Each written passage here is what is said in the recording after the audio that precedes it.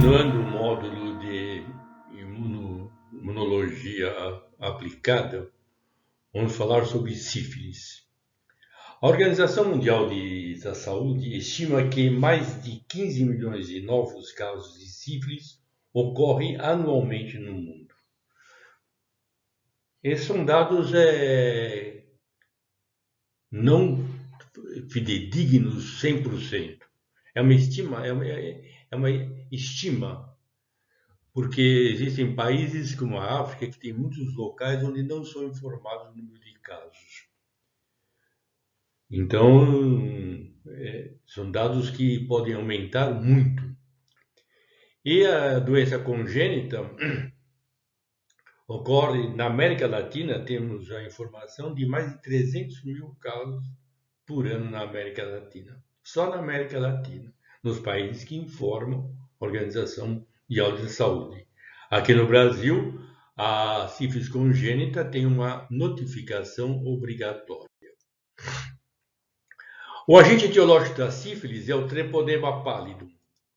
O Treponema pallidum é da família Spirochetidae, ordem Spirochetalis, e tem a subespécie Pallidum pallidum, provoca sífilis, Pallidum pertenue, provoca boa, e Treponema pallidum carateum, provoca pinta. A composição é um procariótico com duas membranas, uma externa e uma citoplasmática, e um filamento helicoidal no endoflagelo. Crescimento microaerófilo e é um tempo demorado. Existem alguns peptídeos de interesse para o diagnóstico, que 47, 30, 33, 17 e 15, onde nós fazemos o Western blot hoje e utilizamos esses peptídeos para fazer o diagnóstico.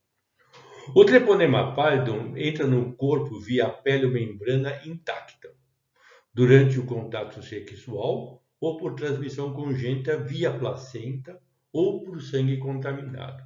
Então, são três as formas prediletas dele entrar.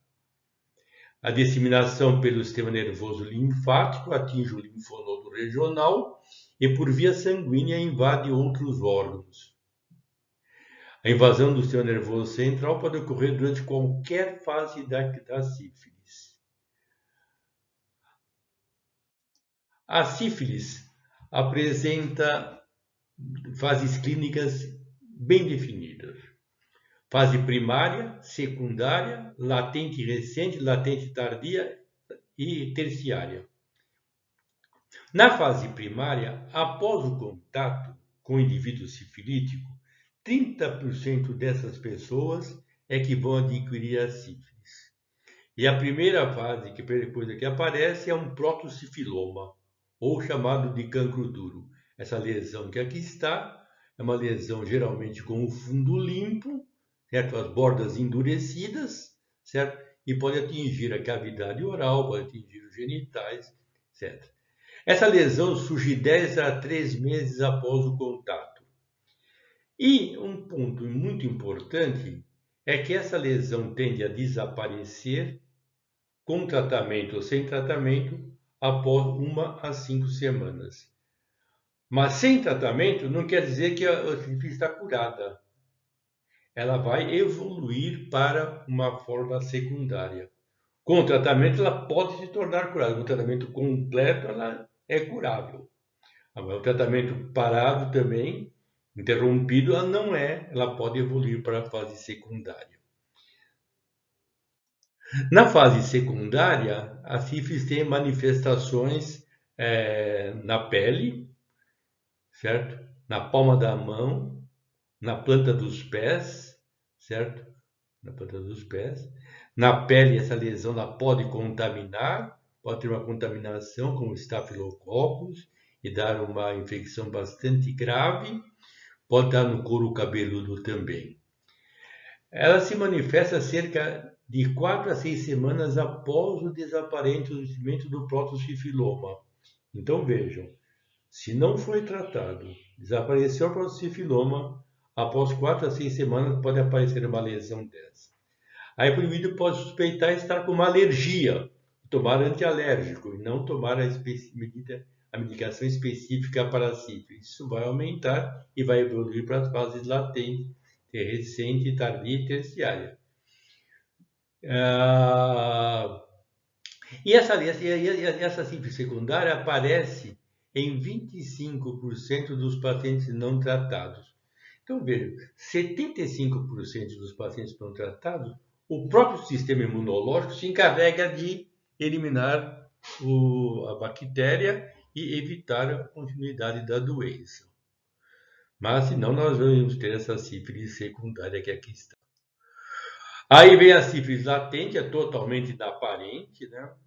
Ela somente é evidenciada por sorologia. E aí o indivíduo pode doar sangue normalmente, porque ele se sente normal. Ele vai doar sangue, mas ele tem um treponema na circulação. Pode ocorrer entre os estágios primário e secundário, no estágio secundário após o estágio secundário. Latente recente, menos de 1 ano de duração, e latente tardia, maior ou igual a 1 ano de duração. Aí nós entramos na fase terciária da sífilis. Fase terciária da sífilis tem problemas neurológicos, problemas cardíacos, certo? E pode aparecer a longo prazo. Sintomas ocorrem de 10 a 20 anos depois da infecção inicial, nos casos não tratados ou inadequadamente tratados. Então, vai ser essas gomas sifilíticas e o processo de degeneração. A neurosífilis ocorre quando o treponema pálido invade o sistema nervoso central. Pode ocorrer em qualquer fase da doença. Em qualquer fase da doença, em qualquer estágio da sífilis. Pode ser assintomática. A neurosífilis recente ocorre poucos meses e poucos anos após a infecção. Manifestações clínicas incluem meningite sifilítica aguda, sífilis meningovascular, envolvimento ocular. Sífilis tardia ocorre décadas após a infecção, com manifestações dorsais e envolvimento ocular. Um ponto importante é a sífilis congênita, que que eu falei, é de notificação obrigatória ao Ministério da Saúde. Ocorre quando o treponema pálido é transmitido da gestante para o feto. Pode provocar o aborto, a morte neonatal, deformações ósseas, certo? Deformações ósseas, desarranjo neurológico, etc. A transmissão ocorre em qualquer estágio da sífilis, com maior risco durante a sífilis primária e secundária. A infecção fetal pode ocorrer, portanto, durante toda a gravidez. Crianças com menos de 2 anos, geralmente inflamatória. Crianças após 2 anos com a doença levam a distúrbios imunológicos e destrutivas. Aqui nós temos os dentes de Hutchinson e Amora, certo? Tíbia, foice, lesão no palato, lesões no palato. Ó. E essas manchas, ó, a mucosa.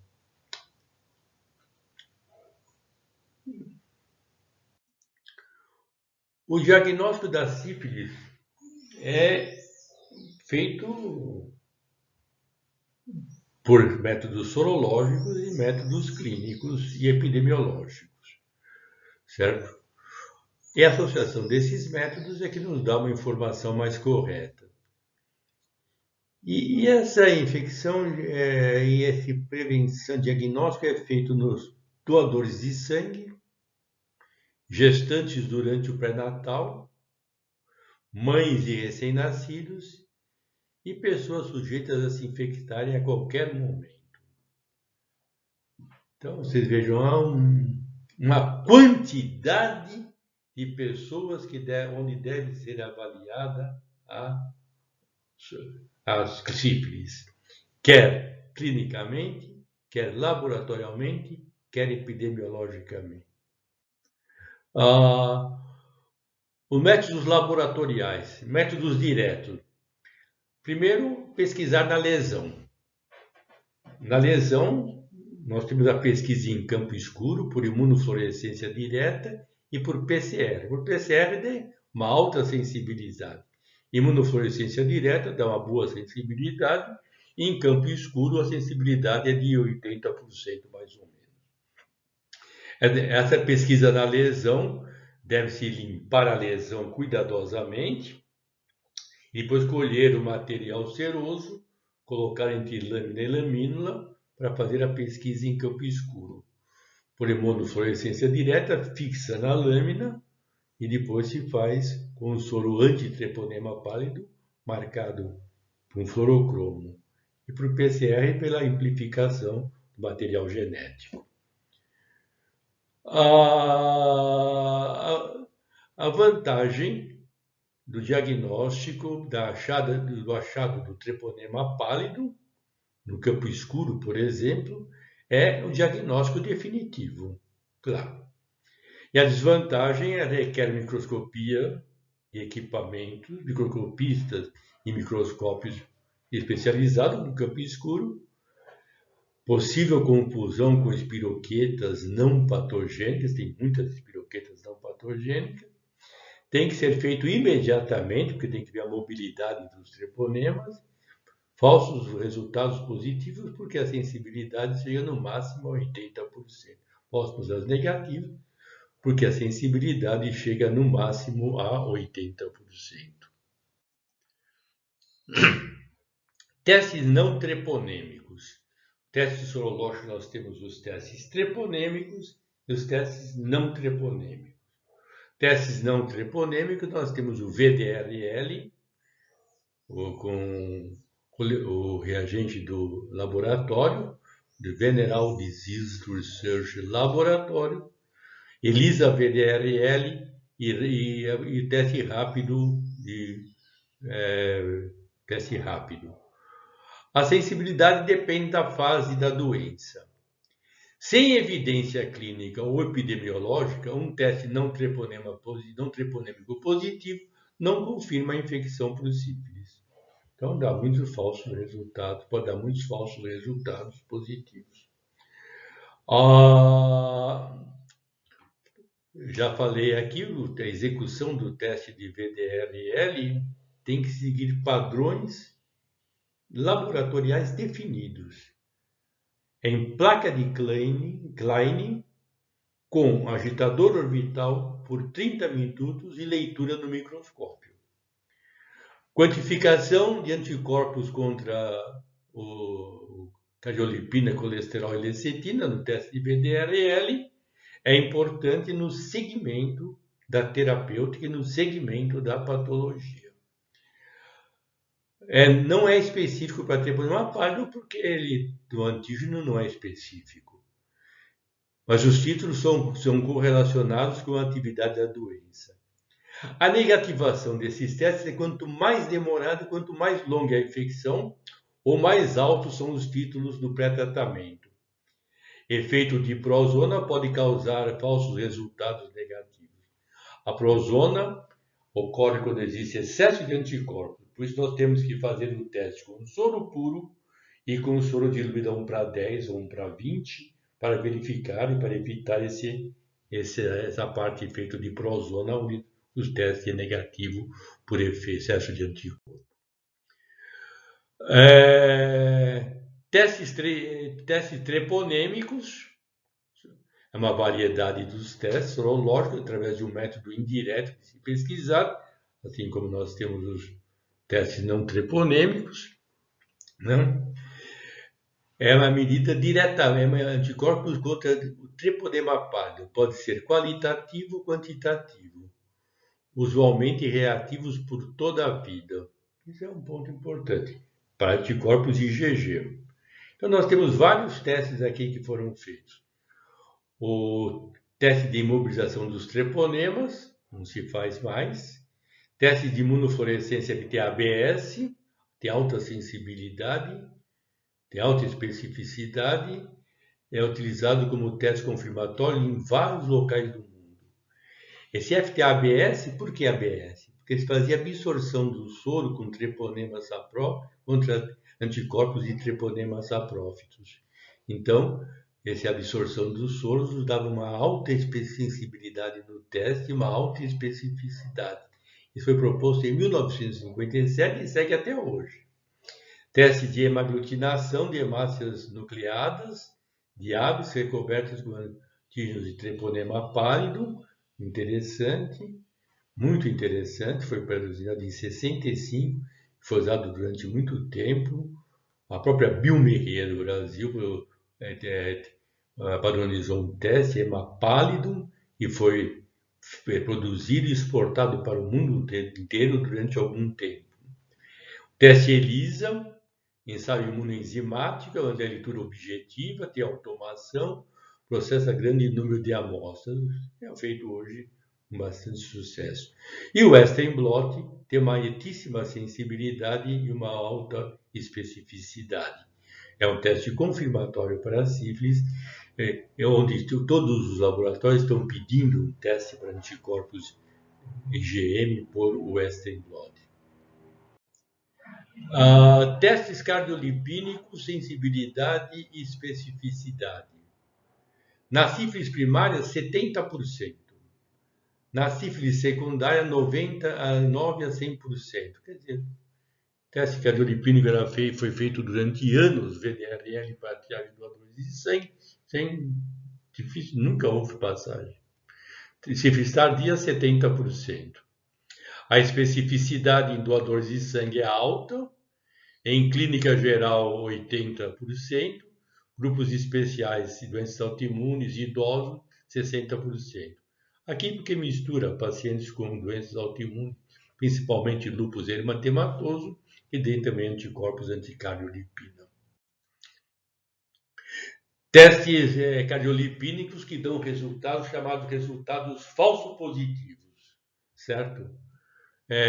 Agudos, transitórios, menor que 5 meses, indivíduos vacinados, gravidez, doenças parasitárias, malária, por exemplo, infecções bacterianas agudas, infecções virais, pneumonia por micoplasma.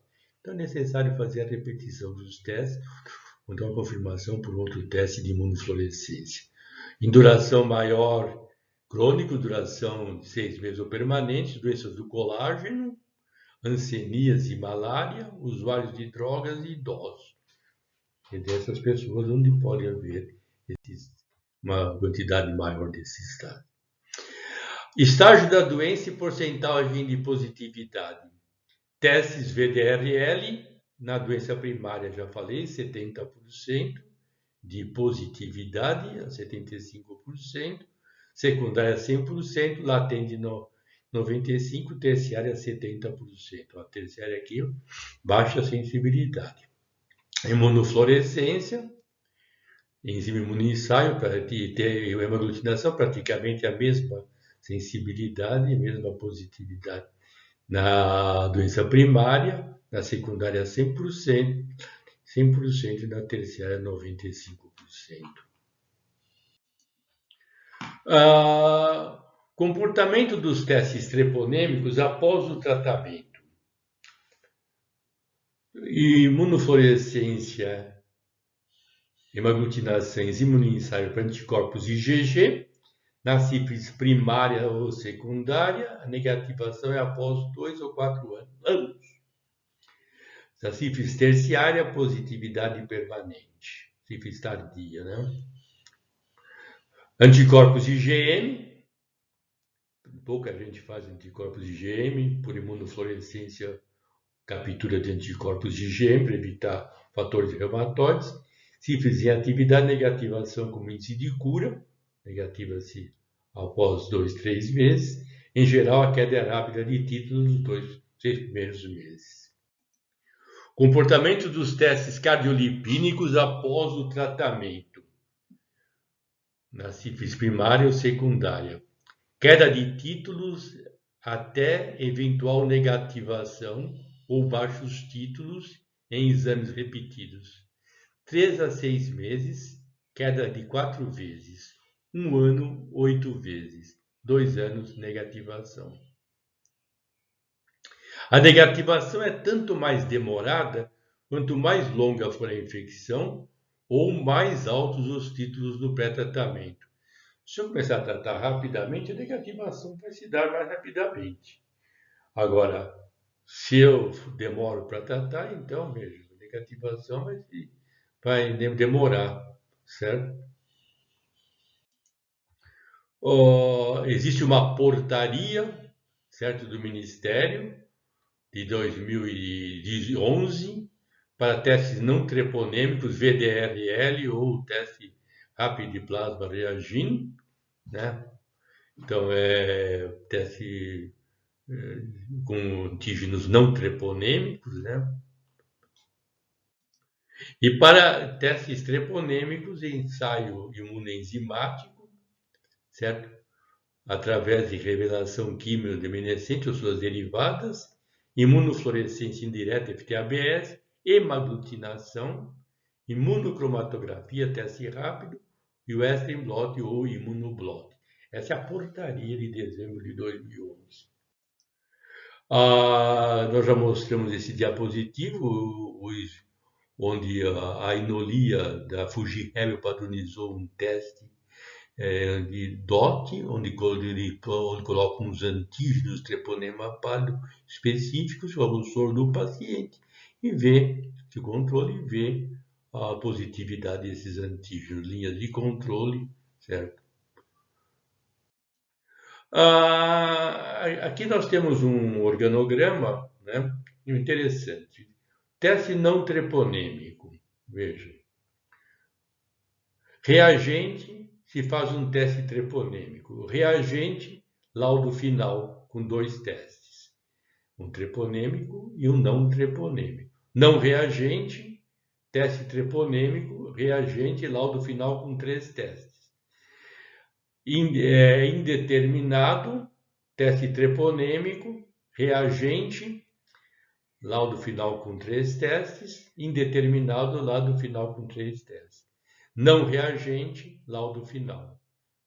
Não reagente. Então, eu posso dar um laudo final com 2 testes, laudo final com 1 teste, ou um laudo final com 3 testes. Esse é o fluxograma laboratorial da sífilis de dezembro de 2011, para testes não treponêmicos. E para testes treponêmicos, nós temos reagente, certo? Sífilis, certo? Não reagente, laudo final, indeterminado, teste treponêmico de princípio diferente, solicitar nova amostra após 30 dias. Quando é reagente, nós podemos fazer um teste não treponêmico. Se reagente, é laudo final, positivo. Se não reagente ou indeterminado, fazemos um teste treponêmico novamente. Então, reagente, laudo final. Não reagente, laudo final. Indeterminado, laudo final. Essa é a portaria que nós temos do Ministério da Saúde. Tem um diapositivo que mostra a frequência de resultados em laboratórios clínicos. Teste de VDRL, paciente 1. Reagente na hemaglutinação, reagente na imunofluorescência, reagente no ELISA. Sífilis. A probabilidade diagnóstica quer dizer quase certeza diagnóstica. Mas como o resultado do laboratório não é de certeza, probabilidade diagnóstica. Paciente 2, reagente no VDRL e não reagente nos outros. Falso resultado biológico. Não reagente no VDRL e não reagente na hemaglutinação. Reagente na imunofluorescência e reagente no ELISA. Sífilis tratada recente ou terciária, repete-se com nova amostra. Não reagente e reagente nos demais. Sífilis atual, tratada ou VDRL falso positivo, falso negativo. Repete-se o soro. Muito obrigado. Era isso que eu tinha que falar sobre sífilis.